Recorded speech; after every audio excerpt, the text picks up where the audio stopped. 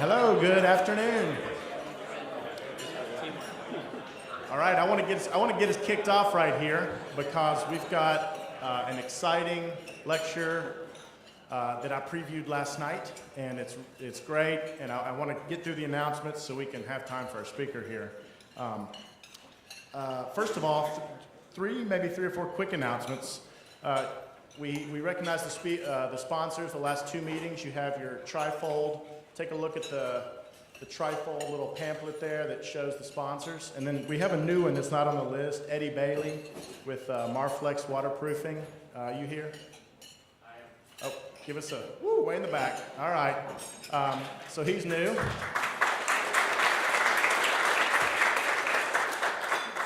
Talk to Eddie after the meeting. And then also, if you are a sponsor on the list, please stand so we can recognize you now. All right.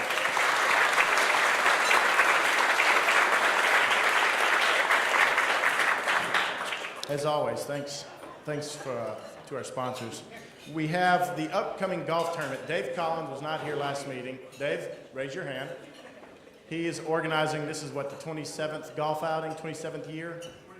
23rd golf outing. He's promised a day just like today, weather-wise. So that is October 3rd.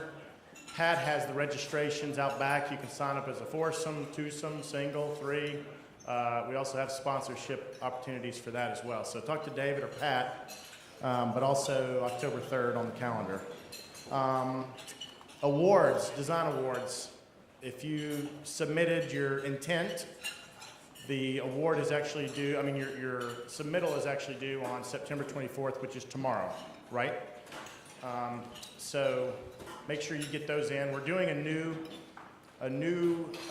kind of benefit, as we like to call it, with, or think of it, with the People's Choice Award. We've talked about it briefly. We're about to go live with our website. So on our website, we'll have a link. You'll be able to send the link to all your friends, clients, your parents, your mother, and get them to vote for your project. And you'll have a link where you can click on the details of the project. So that's going to be hopefully a great way to spread our work outside of just architects. So that'll be live here in a week or two whenever we get the submittals in and before the awards banquet. And we'll also integrate that into the awards banquet. Last, laddership, Megan Paris, please come to the mic. Megan's going to talk about laddership here. Hey everybody, I just wanted to say a quick announcement. There's sign-up sheets on each table to sign up for laddership. If you signed up last year, go ahead and put your name on the list. There's new students, obviously old students have left. So we're going to try to keep the same groups, but reorganize a little bit. So just pass that around. It's a great opportunity to get involved with the students, and we can. There's a lot of learning to be done both ways. So just wanted to get that out there. Thanks. Okay. I think I say this every time, but I'm really excited about our speaker today. I'm going to introduce Francis Halsband. Francis is a founding partner of Clement Halsband Architects. They're a leading architecture firm based in New York City. Her firm is nationally recognized for their excellent work in architecture, master planning, historic preservation, and adaptive reuse. Their clients include educators, cultural and civic institutions, governmental agencies, as well as just normal people in the private sector. Their work has been honored with numerous design awards and featured in significant publications. Ms. Halsband herself was elevated to be a fellow in the AIA. Francis Halsband is also a significant teacher and academic leader. She was Dean of the School of Architecture at Pratt Institute in New York. She has been visiting professor of architecture at many top schools, including Columbia, Harvard, University of Pennsylvania, University of Maryland, University of Illinois, University of California, Berkeley. And also she has a degree from Swarthmore College and a master's from Columbia University. In terms of other service things she's involved with, she was the first female president of the New York Institute, the New York chapter of the AIA. And Also the first woman president of the Architectural League of New York. We talked a little bit about this last night, but she's also served as a commissioner of the New York City Landmarks Preservation Committee. Really excited to have Frances, like I said. She's the only speaker we've had that brings her own music before the meeting. So welcome Frances up, please.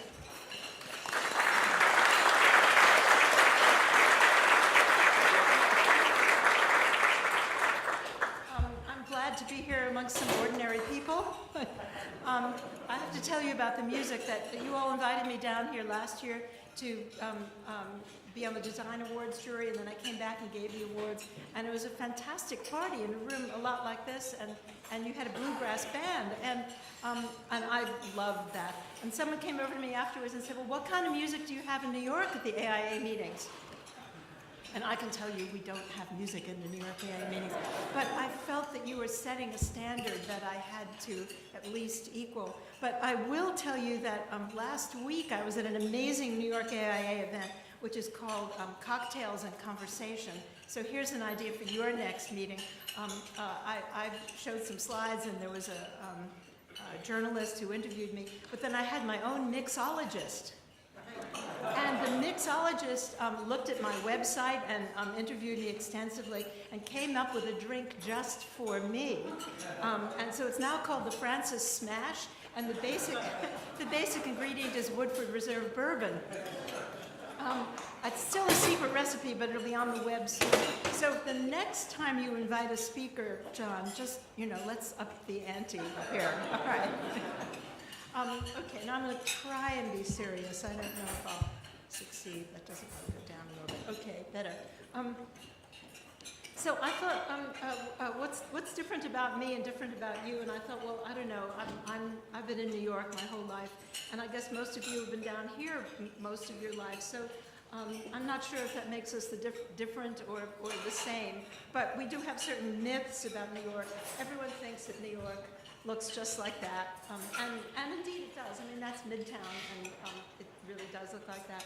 But we also have a lot of what we call upstate in New York, and a lot of it looks like that, which looks actually exactly like down here. And in fact, we were driving around to Norris Dam this morning, and I thought, I'm back home in New York.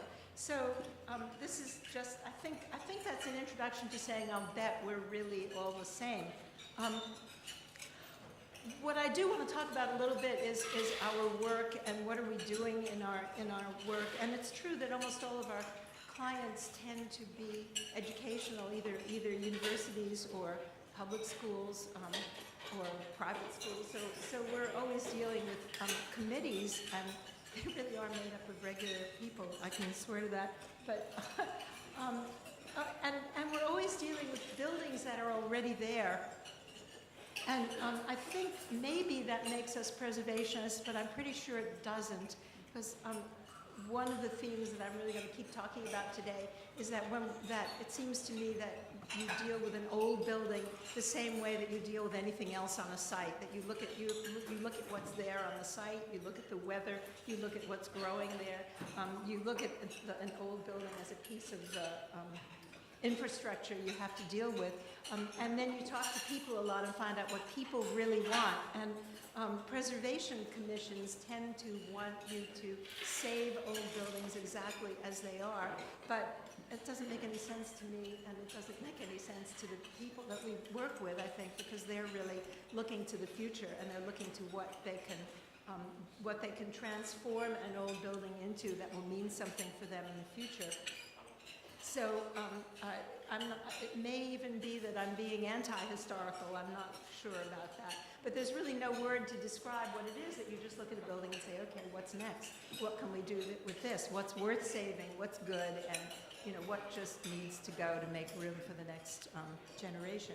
So I'm going to be talking a lot about that. And then dots, lines, and squares is just a very simple way I had of organizing all the projects. I'm going to show you 9 projects. 6 of them are actually from New York. We're going to go upstate, and then we're going to go downtown and go downstate to the big city.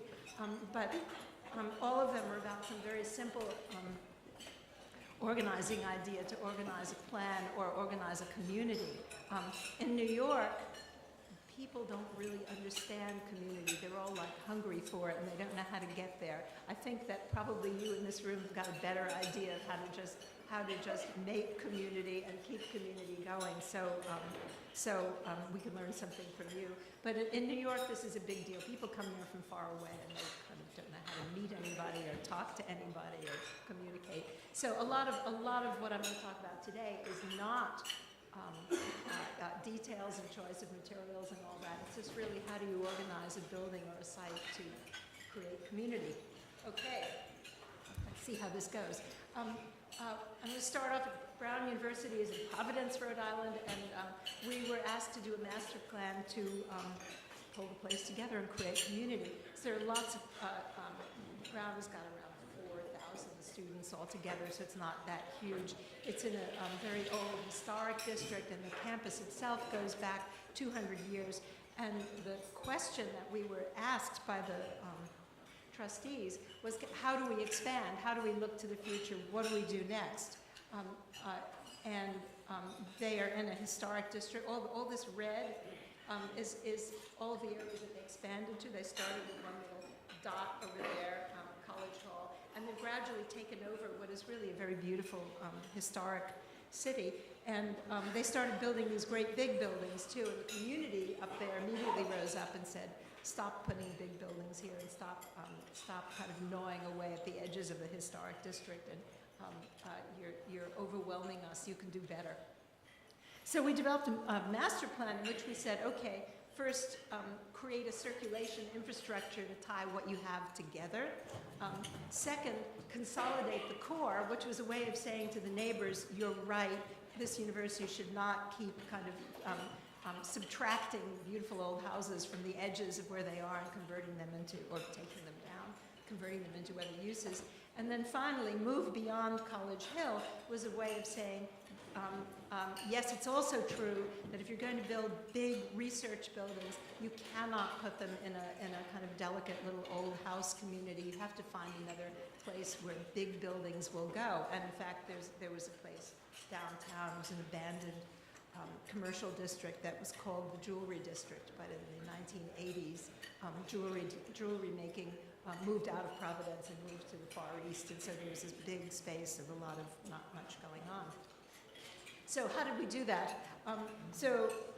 Here's a little close-up of the campus. So at the bottom of the campus is Brown University, which was, I should know and I don't, 1750 maybe it was started in, and it was an all-boys school. And then in 1870, a girls' school, Pembroke College, was started, and they were very, very careful about making sure that the girls' college was far away from the boys' college for reasons that I won't go into here. But in 1970, they became co-ed, and both pieces became Brown University. But there was still this gap in the middle. Oh, that went too fast. There was still this gap in the middle, and so this kind of feeling of loss of community. How do I get from north down to south without walking through the main street of the town? Was the problem we were trying to solve, and we solved it by creating this walkway that was in between the two main streets. This is really a no-brainer. We just drew a line and said, okay, that's how we're going to do it. There's going to be a new campus space that'll just go from the north at Pembroke all the way down to the south, and that green space will function like a historic green space, and it will be a place for new building sites. You can see we identified some new building sites, which will be inside of the campus. So we're back to, consolidate the core. If you need a place for buildings, let's look for those places within the campus instead of spreading out into the neighborhood. The amazing thing about this people is that they built it as soon as we drew it. And so this is this green space that we created. Here are some building sites for the future. We picked that up and moved it out of the way a little bit. And then the first building went up right here. It's a Diller Scofidio Creative Arts Center that now faces onto this new campus green. So it was a way of redeveloping an underdeveloped resource in the center of town. Then the next thing was proposing a redevelopment site for really big buildings, which are the big purple buildings downtown. And this time around, of course, the city didn't want to sell to the university because they didn't want to be invaded by a university. They wanted to have, more city fabric. So we were very careful to show this as a mixed-use district and say, well, Brown immediately bought up this. The city was talking about a park there. And so we identified all of the other buildings that could be research buildings that would be part of the city or part of other local institutions. So it was very clear that it would not be a closed campus. And to prove the point, we chose the kind of smallest dot that we could find in the center. And we said to people at Brown, we want you to create a public park in this place so that the city of Providence knows from the very beginning that you're committed to being a public institution and not going to do your own thing with gates all around it. And Jerry Van Eyck, a landscape architect, built this public park. It's all made out of wood because Brown is a seaport. It was a seaport in olden times. It was even a seaport that was part of the slave trade in really olden times. So the idea of building something that looks like a wooden wharf was Jerry's idea, and it's now become a little place where there are parties and farmers markets and so on, and people from the community understand that it's their place, but it was built for them by the university, so it worked. A different kind of college campus, this is Arcadia is on the outskirts of Philadelphia, and they had taken over an old estate, and that was the grand old house in the estate. And then in the 70s, they started randomly building buildings on what had been the lawn of the estate. And we did two projects. First, we built an addition to the library, and then a new student center. And with both of them, we were trying to create a new campus green so that, again, there would be a center for the campus. So this is it. Here's the library and the new student center. The first piece of it was that the library was sort of all stacks. It was kind of built in a low place on the ground, so it didn't really have any presence on the campus. So we took the old building, here it is, converted it all into stacks and little group meeting places and offices, and then we wrapped it with a new piece of construction, which is a 2-story high reading room, so that there was a big public space that looked back out onto the campus. So here's the 2-story high reading room up here, and then there's reference collections and so on downstairs. But when students are in the reading room, they're looking back onto the campus and onto the campus green. So the sense of identity and belonging and purpose, why are we all here, is very vivid every time you come up to take out a book. And then this is it downstairs again. And so this curving motif then got to be a sort of a symbol of the new campus. So when we started to think about how to cover up, this is a gym and a swimming pool, and so it's a recreation building. We thought, how do we add to that and cover it up? We came up with another long, thin building in which the curve kind of keeps running through the building. And once again, all of the public spaces in the building are on the front, facing the campus. So when you're in the building, hanging out with your friends, you're looking towards the campus and you're part of that community. There's also a whole geothermal well system underneath the soccer field that's actually, well, you know about geothermal. So here's a student lounge, here's a cafe and a big meeting space and another gallery. This was such a success that as it was under construction, the president announced that he wanted to move into this building. So we quickly redesigned. There's a floor right above this, which is where the president's office is, because he just wanted to be where the action is. So in fact, we're standing in the lobby of the president's office now and looking back through at this curving wall that kind of jumps across the campus and becomes the wall of the library. And then here it is again, kind of big student recreation area. And actually you can hang out up here and watch soccer games happening there. And there's, through ventilation and through light and a whole lot of good things. Here it is again. Actually, what's missing from this slide, and I said the old stone castle is right here. So the one thing we did try to do is make the whole first piece of the building is all stone, and then it translates into terracotta, and it finally gets glacier and glacier as it moves towards the science building, which doesn't show here. So we're kind of stretching into the 21st century from the 19th century, I guess is where we were. This time, Hopkins is a story about creating a community inside of one building. Gilman Hall is the oldest building on the Hopkins campus.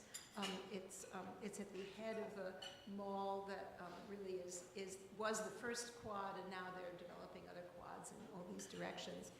And when this was built, they knew exactly that someday they were going to create this whole quad, and so they built these big concrete pads where all of the other buildings are going to go. So this is, tell your clients to do that. I mean, how do you take control of a whole place? You just say, okay, this is building A, this is building B, this is building C, and they built it just like that. While this was the first building, it had a hole in the middle, and it had a fabulous plan. I love the plan of this building.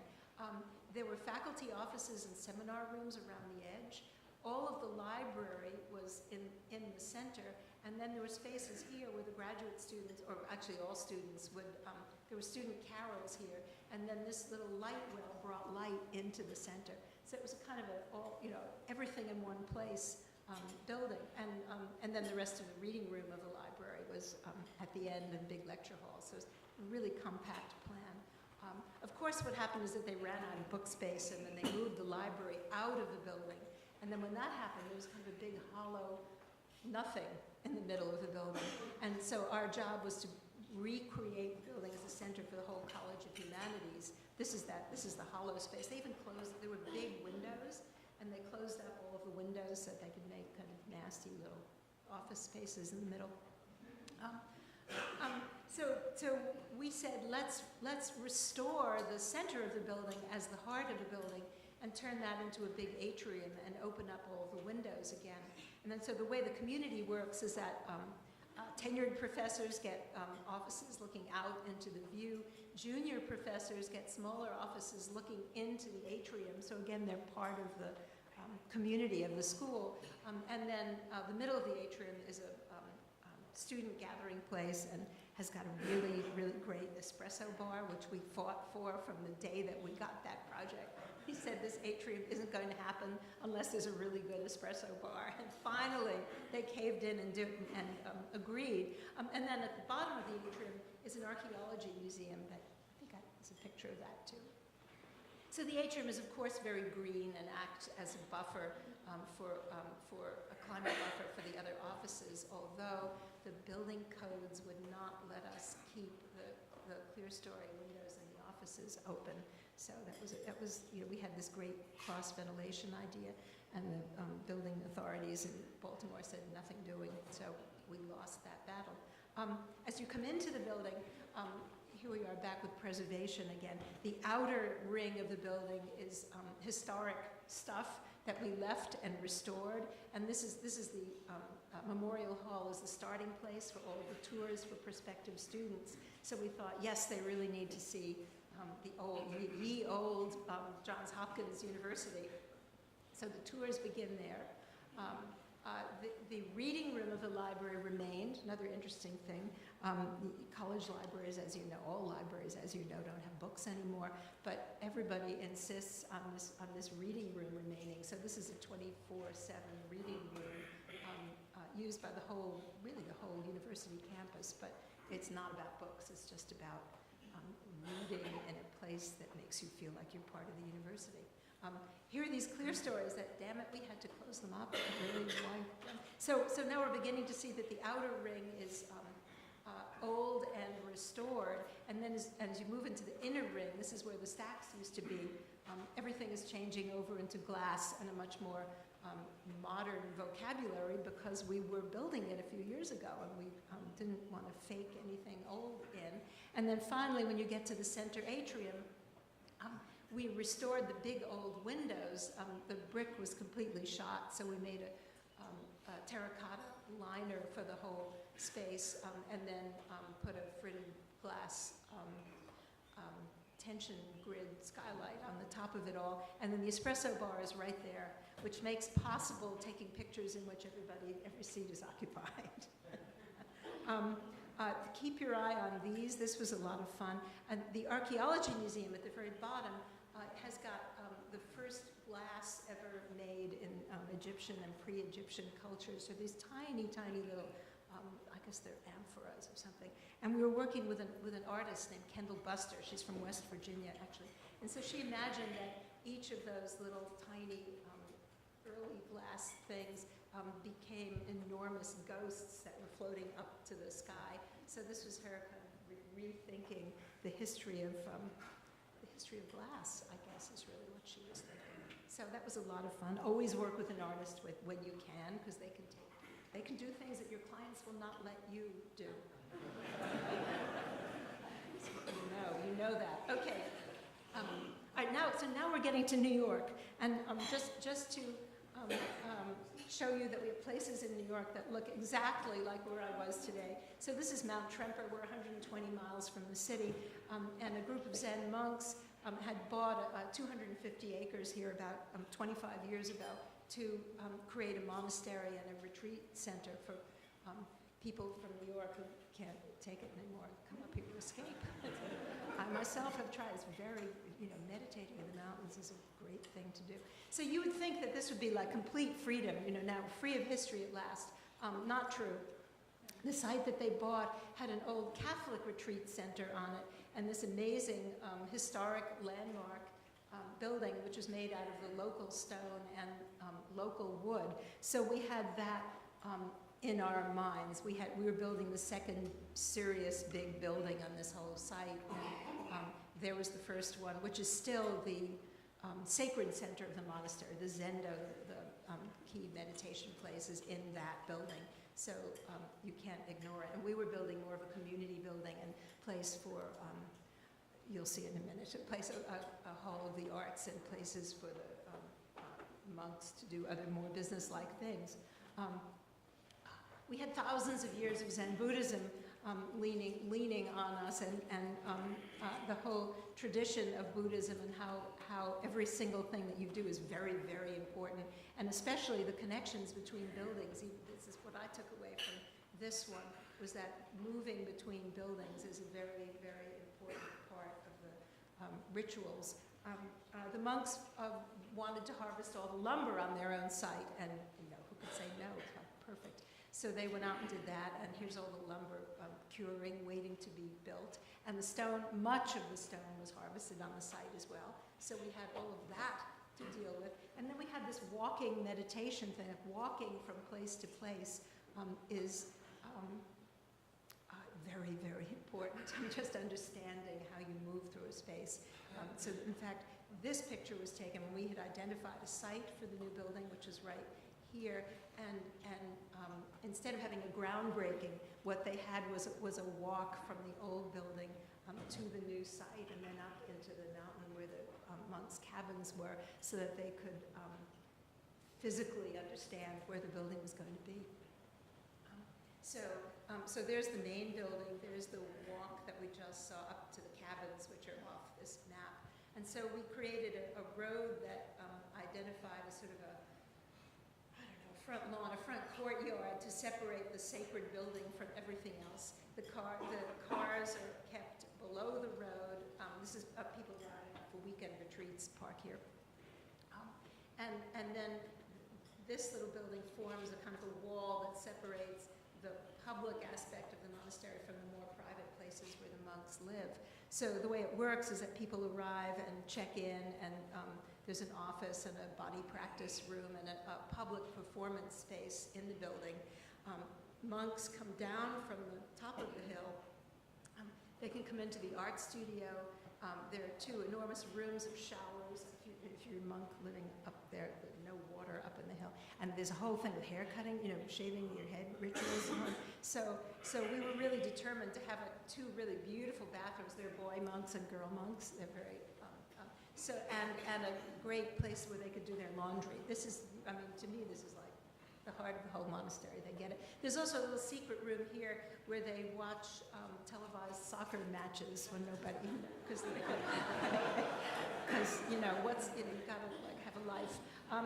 And then there's a library at the end that only the monks can use. And then the whole space is kind of cut through. If you're standing here, you can look out at the mountains. I should do it there. And if you're looking, and you're looking back into the woods, so the building is kind of at that edge of all things. So there's the performance hall looming behind the main building.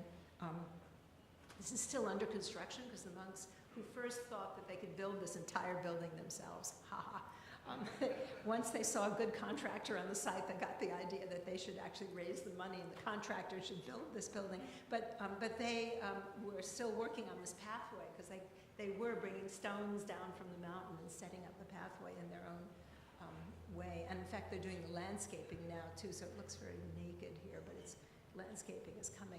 So here's the performance hall in the background and the line of offices in front. And this was on the dedication day, all the monks coming back down the hill and walking past the building again. So these straight lines really, they help to tame the site, I guess, in some ways.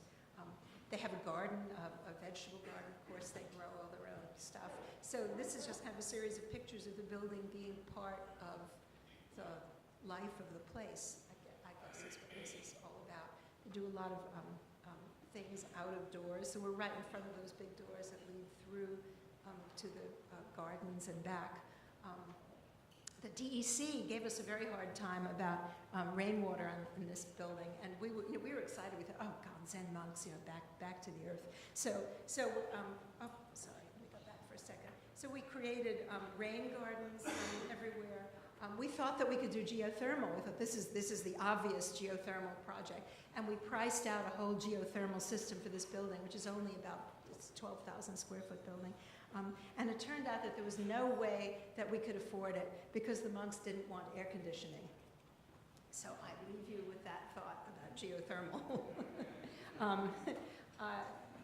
So it's not always the answer. So more pictures of this. This is before the rain gardens really got going. And we haven't really officially photographed this yet, so this is just a little rendering we did, and here it is again on opening day. So this is the stair that takes you up into the world of the monks, and then the public space is down below.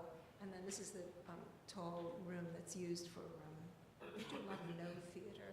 They do some meditation here. And then, of course, they do this thing that all Zen monks do, right? So that's a kind of a wonderful project, wonderful people. Okay, now we're 60 miles closer to the city in Hyde Park, where we were asked to create a visitor center for the Roosevelt Library. So Roosevelt's house was here. He grew up here. He built this library here, and then we added a visitor center. So this is the view from the house. So this is the Hudson River Valley, 60 miles from New York, I guess. We don't have Smoky Mountains. We have Catskill Mountains. This is working too fast. I'm not up to this. Catskill Mountains in the distance. New York would be down there. If it were a clear day, you might see it. So back to what can you do as a historian and what can't you do? So here's the old house. This whole thing is a national historic site. When Franklin built the library, he built it right here and created a separate road because he didn't want people driving, up to his house when they should be going to the library. And then as time went on, this became a huge parking lot. And originally, when we were hired, we were given this site to design a visitor center, and we did do that. And halfway through the project, after we'd finished working drawings, the Park Service said, well, this is actually the wrong site because this had once been a vegetable garden that was part of the main estate. And we said, so what? It's a parking lot now. And they said, no, you're not getting it. It was this historic place. And the family went nuts, not to say that the people that were paying our bills went nuts too, because they just paid us to do working drawings for a building on this site. And the family wrote letters saying that the important thing about Franklin Roosevelt was not his love of vegetables. That was not like the key thing that you needed to experience on this site. Long story short, we lost, and we were told to redesign the building on another place so that someday they could restore the vegetable garden. This, to me, is an example of completely ridiculous preservation. Like, who cares? Also, we could not remove this road because it had been built by Franklin to go to his library, but it wasn't being a road anymore. But it was part of this historic site. So Don't get me started. So we built it, so our final site was here, so they all, the Park Service also owned the adjoining estate. That's the house that goes with that. So we created a new entrance road that leads to a new building, buses here, parking here. You come into the building and then come out to the site, so it's kind of a gateway to the site.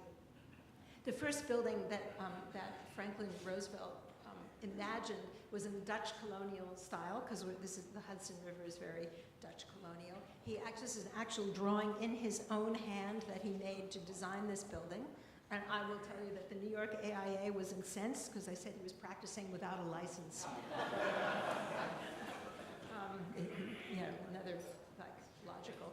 Okay, so what we took away from that drawing, I've got to stop doing this, okay, was that he envisioned porches all around the building so that the public could hang out on the porches and look out at the site and really see what he had seen as a young boy growing up on the site. So the porches also were part of this whole historic Dutch Hudson Valley architecture, which represented to him, a local tradition and also his tradition, because he wanted people to know that, he was descended from original Dutch settlers. So that whole porch thing got to be really important, and we thought, okay, if FDR did it, let's do porches too. And the problem with porches, of course, is that they're very dark. So we designed a glass porch that could go all around the building. So the eaves of the building end, the glass porch begins, and then you collect water here and send it off to do good deeds. This is the kind of basic form of the building, is the gable roofs and these glass porches. And then out of that, and you can see the library in the distance right there. So out of that, we made a whole series of pavilions, 1, 2, 3, 4, 5, 6, 7, I guess that one does 8. And the entire building is made out of small house-like pavilions. So here's what it looks like. Here we are about to march out into the site. Why was this building necessary? Because FDR knew a lot, but he did not realize that every visitor center has to have a shop, a cafe, a place to show the movie, lots of bathrooms, because buses are driving up all the time. So this really accommodates everything that did not fit in the original building. So once again, it's actually on the same stone as the Mount Tremper building, because we're in the same neighborhood, and so bluestone and fieldstone are what people build out of, and that whole Dutch tradition of stone fireplaces and then wood and clapboard above. Actually, it looks like a lot of stuff around Kentucky. I haven't been around here enough to look, but there's some amazing similarities. Those are the building materials. When you come into the building from any direction, you come to this center hall, and in the center hall is a mosaic on the floor, which is a map of the whole neighborhood.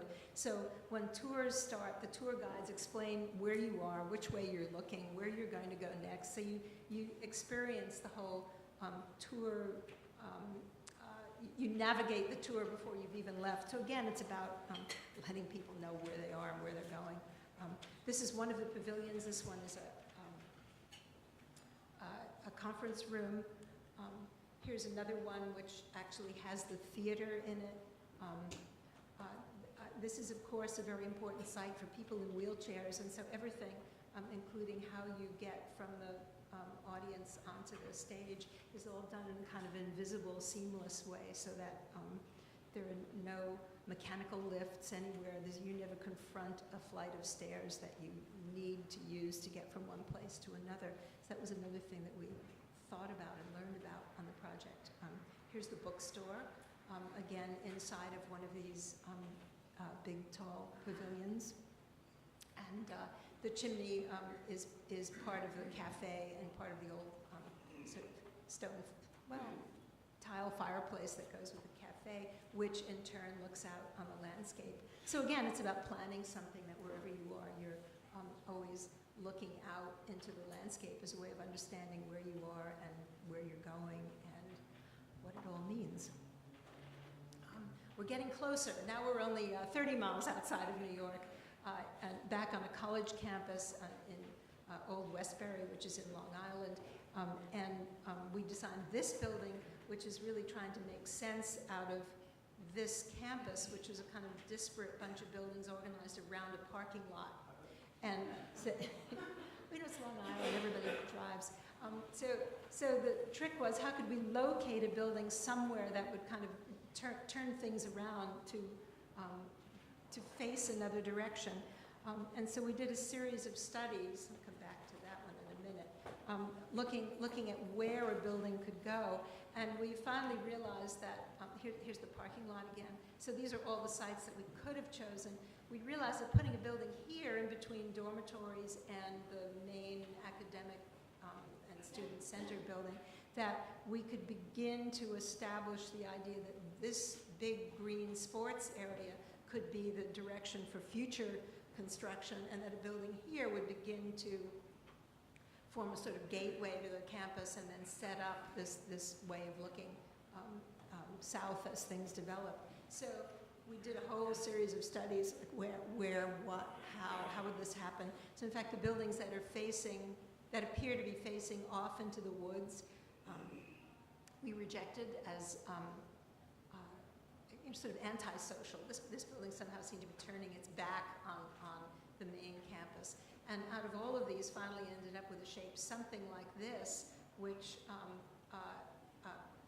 takes this pathway system that takes you from the bus stop and parking lot, brings you through an academic space and into a big open space where actually they have graduation. So that if I go back for a minute, never go back, the plan of the building is really following that big idea. So all of the classrooms are facing north into the academic center, and here's just the little edge of the academic center. And then on the south are all of the private offices for faculty, and then there's one place where it all connects through. So here we are coming along the pathway from the parking lot, and the big lecture halls and so on are the first thing that you see. And then these are classrooms, and then little nodes where it all connects. So this is one of the classrooms. This is a lounge at the other end of the building.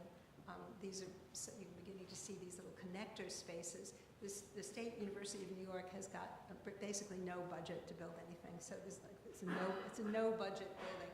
But we were able to create one little 20-foot wide public space in the center of the building where all the stairs connect. And so there are little informal lounges everywhere facing south, and then a big student lounge facing north back towards the campus. So this is that stair running up through the building, and then these are a couple of views of this little lounge where people can gather. And again, they're forced to look out into the heart of the campus, so they're part of the system. Okay, New York City at last. This is not quite a campus, it's actually a cathedral close. The Cathedral of St. John the Divine, which is the biggest cathedral in the world, much like every other little church you know about, is running out of money, and all the money that they have they're trying to spend on restoring their building, and they just couldn't swing it. So they finally started thinking about a development project that they could use to capture some of the land assets. This is 16 acres in the middle of New York, and capture some of the money to help them continue to build the cathedral. They've been building it for 130 years, and the end is nowhere near in sight. So the site is the cathedral, some of the other related buildings, a cathedral school, and this funny little corner. This is a very, very old historic picture, and at this point, much of the city was not developed around it, although Morningside Park was already starting up. We're very close to the Columbia campus here. And this corner was very important. So of course, when we started looking at this corner, we were immediately told by the local historical people that you could not possibly build here, because what we're looking at is the original schist of New York, and we're looking at the same rocks that make the Palisades, and these rocks have been there for 40 million years, and who did we think we were taking the rocks away? We did a little deep historical research, and we discovered that actually those rocks had only been there for 100 years, that they were part of the excavation of the basement of the cathedral. And if you look closely, of course, they're all piled up. It was a dumping site for the edge of the cathedral. This is where sometimes history can help you, right? I mean, sometimes you've got this vegetable garden, and what are you going to do? But there are other times when you're investigating, you can find some little key that is the answer to everything. So I cannot stress enough that history is there to be used, and it's up to you how you use it and what sense you make of it. Once we established that these rocks had all been dumped there through complete, what were they thinking? It was wrong. And the whole corner was kind of a depressed, desolate place because there's this big pile of rocks in the middle of the city. We then had the courage to say, okay, we're putting a building there, that's it. So this is, you'll see in a minute, a 20-story apartment building, 300 families living on the cathedral site. And it's organized in a way that there's a kind of a flat wall that sort of continues the wall of cathedral buildings. So we're trying to not, call too much attention to ourselves. The cathedral is still the big thing on the site. In fact, we used to tell people you could take our entire building and put it in the nave of the cathedral, that's the relative sizes of things, so they should calm down about this issue of competition, that we're not competing. And then we took all the rocks away and made a little public park, which is probably the same size as the one I showed you in Providence, just a tiny little place where people from the neighborhood could come and gather. So again, it's a way of giving back something to the community. So here's all 20 stories of it. This is the picture we show our clients. We're trying to make the building look as big as possible, here it is again. But in fact, in proportion to the cathedral, from the places where you can see the cathedral in the city, it really is kind of a slender tower that's actually exactly the same height as the Archangel on the roof. So not meant to compete. We were thinking about how you express the fact that there are 300 different little families living in this building, and they each have the same apartment, but they're each in their own way somehow, different from each other.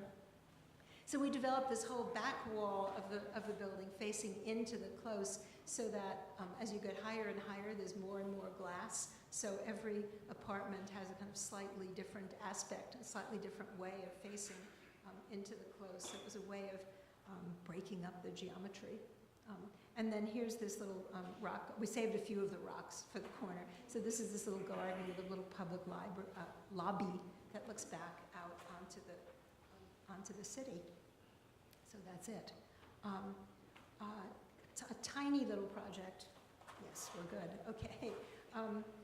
Again, totally about community. The Council of Fashion Designers of America created what they call an incubator project. They award an actual little bit of studio space to 12 young designers every year, and these designers get to have their first, real place that isn't in their kitchen or their living room, where they can make things. It's also a show place because buyers come to look at what these kids are producing, and so we created these 12 little boxes, little glass boxes on a loft floor of a building in New York, and then this is the place for runway shows. So the first group of people they're in this month's Vogue magazine. This was done 4 years ago. They've taken off. So this was Public School, which is an amazing men's clothing designer. They're in this month's Vogue. Prabal Gurung was here, Waris was here. So for them to have this first experience of being part of a community of designers was kind of a great thing. And then each one of them designed their own little space in a way that they thought would best convey who they were and what they were, and how to lure buyers in and so on. So again, it's a kind of a miniature campus to my way of thinking. And then finally, I just want to end the project with the biggest dot that we did. It's only 20 by 20, but it's 100 feet tall. You all know that Penn Station was demolished in the 1960s, and that's what started the landmark movement in New York. And what's there instead is Madison Square Garden above ground, but then underground there are hundreds of rail lines because the New York Central, Long Island Railroad, and New Jersey Transit all drop commuters there every day. There are about 400,000 people that use this station every day. The problem that they had is that there was, when they took away Penn Station, there was no way to get into the station anymore. And so we were hired by the MTA to develop this little dot, which we're on 34th and 7th Avenue. Macy's is right here. They discovered that this little dot, which had a Kentucky Fried Chicken store on it, if they bought the Kentucky Fried Chicken, they could have a direct route right into Penn Station from that place. He's laughing. It cost them a fortune to buy this Kentucky Fried Chicken because it was like the most profitable Kentucky Fried Chicken in the entire world. And, because 400,000 people are walking by it every day, and you have to figure. So on this tiny little site, we had to build a front door that was like the right, scale for all those people. So we thought we use this as an example of what we should design, and we had 20 by 20, so we went up as high as the zoning would allow. We created a glass canopy. We created a beacon, so at night the place was lit up. This is how it connects to everything underground. You come down here, and then this is the station, and then below it are the train tracks. And here it is in sections. So the tower is here. You come in, and then we kind of carved out a space. We only owned this much, so some of this was rented, and we couldn't give it back. And very complicated. So the subways are above us. We're coming down to the station level, and the tracks are below. So it's a kind of an excavation project, really, too. We did look back in history a little bit and thought about the kind of strap work, iron work that structures along a train track were made out of, and decided that that was the way we should build this, to the consternation of our engineers who kept saying, why aren't you being more modern about this? And we thought, no, this is the one place where actually you want people to think, trains. And then we found an old clock sitting on the tracks that had been sitting there ever since Penn Station was demolished. So we hung this old clock at the entrance. As you're coming up the escalator and going into the light, you see the old clock. And then at the other end, we worked with Maya Lin, who designed a piece that was about a sort of an eclipse. There are two giant circles that move, and light comes through them, so you know what time of day it is by the way that the lights relate to each other. So it was a lot of fun to do the oldest thing at the newest end, and the newest thing at the oldest end. That's what it looks like at night, and I will end before it gets to be night here, too. Thank you.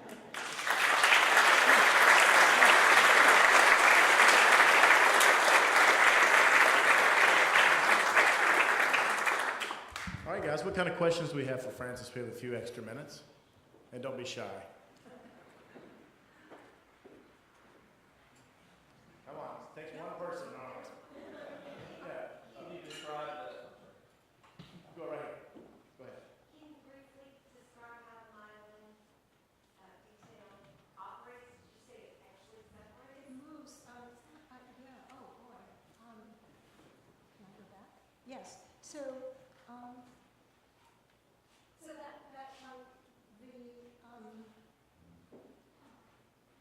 the vertical. No. How to describe this? Okay. So the steel framework is fixed, and then that enormous glass circle slides back and forth in that ellipse from one side to the other. So when it slides back more light. So that's one glass circle, and above it is a circle of lights, LED lights that had to get in and like no space at all. So when the thing slides over in the daytime, more light is coming straight through the upper circle, and then it closes up at night, less light comes through. No, it's so all right. So when you work with Maya Lin, she tells you she wants something done, and then you're like, well, we can't. It's not good. Can't do it. Can't do it. Like no. And she says, you don't understand. I have the big ideas, and you make it happen. So it's another. I didn't tell you everything about working with artists. So there are little motors that slide the thing back and forth, and there's a computer that tells it how to do that. Yeah. Can you tell us a little bit about the size of the firm and how you're organized? Yeah. So we have always been between 25 and 30 people, I guess. We have right now. There are 4 of us who are partners, and then associates and other people. We try to keep the office relatively small so that we can be, working partners and not spend a lot of time managing. And I've persuaded some of my younger partners that it's really exciting to negotiate an insurance contract or something like that. And we have one wonderful student from UT there right now. We have another one, but Brad Bundy left to go back to school. Now we have Adam Richards. So we have younger people. That's the story. We organize a project team, and the team follows the whole job through. We have a few people that really know about construction, and they tune into the team as it's moving through.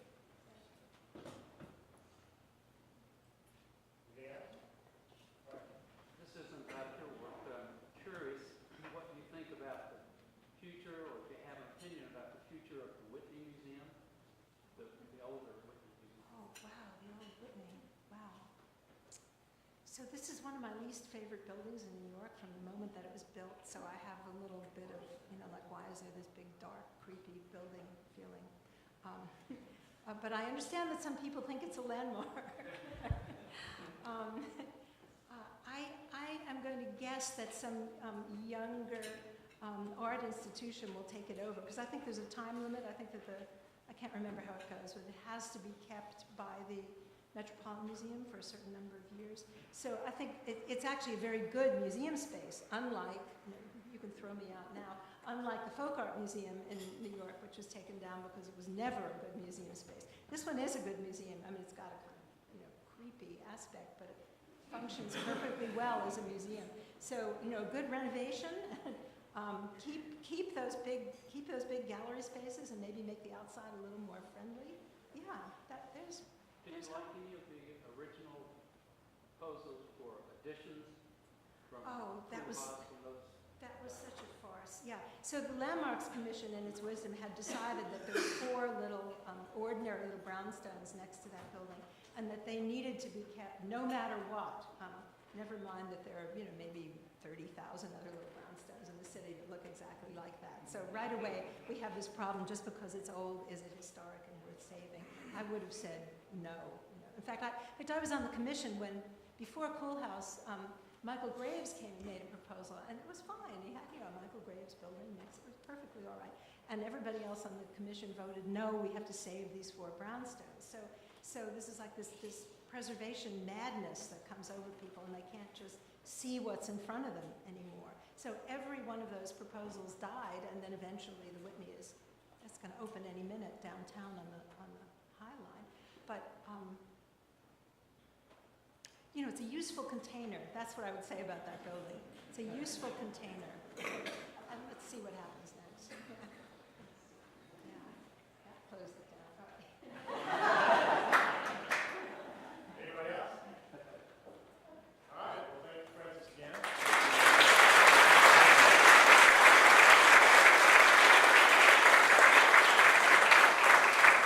I failed to mention that with our relationship with UT, Frances spoke last night as part of the church lecture series, and then so she was kind enough to stay over today and speak with us. So that's how she's here, and we partnered together. Even though Pat hasn't sent the email out, put the awards banquet, event, gala thing, party on your calendar. Same meeting time, 4th Tuesday of October. Go ahead and put that on your calendar. It's in the evening, of course, and so that way you'll be able to attend. It'll be fun. And then so just remember the golf tournament. Yeah, I think that's it. So thanks a bunch.